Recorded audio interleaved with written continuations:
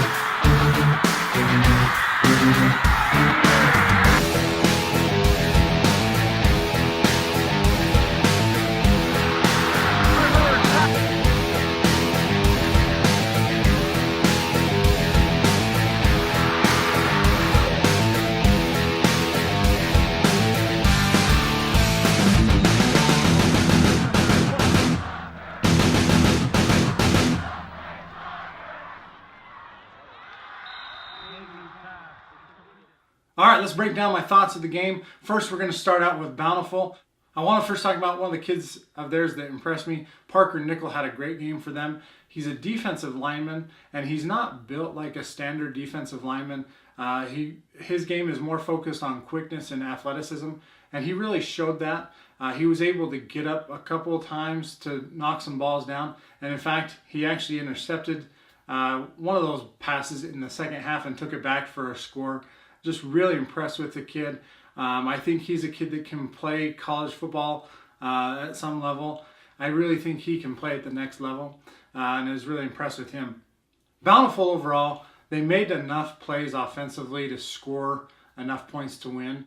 As they finish region play and look towards the playoffs, they really need to be more dynamic offensively, get some bigger plays, be more efficient in the pass game. If they want to be able to win a playoff game and move on to that next level, they're going to need to do that. Defensively, they were stout all night. They made plays. Like I pointed out, the Nickel kid had a great game.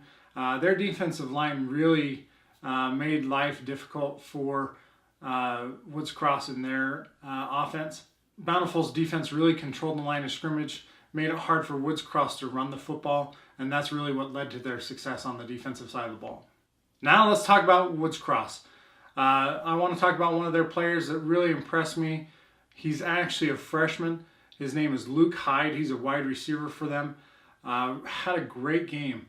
And my thought when they were on offense is he is their best offensive football player. And when they got him the ball, it showed. He had some huge plays in the second half, one of those being a touchdown. He really showed a lot of speed and the ability to make difficult catches and get upfield. I really love that when receivers understand, catch the ball, get north and south, get some yards, get first downs. That's really what's important about offensive football at the high school level. Now, overall, offensively, Woods Cross ran into some problems. Mainly in the run game, they weren't able to run the ball at all. That needs to get better if they're going to make a playoff push here in the next couple weeks. Karsten Nagley, their quarterback, also needs to be more efficient. He needs to complete more balls. He had a rough night overall. It seemed like the only time things went well for him is when he got the ball to the Hyde kid, and he was able to make some plays for him in open space. Now, Woods Cross, looking at them defensively, I thought they played pretty well. There were just some times up front where they got manhandled a little bit, gave up some big plays in the pass game, and Bountiful was able to run the ball well enough to move the ball consistently. And that's something that they're going to have to work on and get a little bit more consistent from the defensive side. All right, that pretty much wraps this game up. What to look for the upcoming week. As I mentioned, for sure I'm going to have a game on Friday that I'm going to go to. So expect a recap video from that game next week. Also looking forward, there will be a small rules video that I'm going to get out this week as well about offensive holding. So look for that. Appreciate the watch. Thank you. See ya.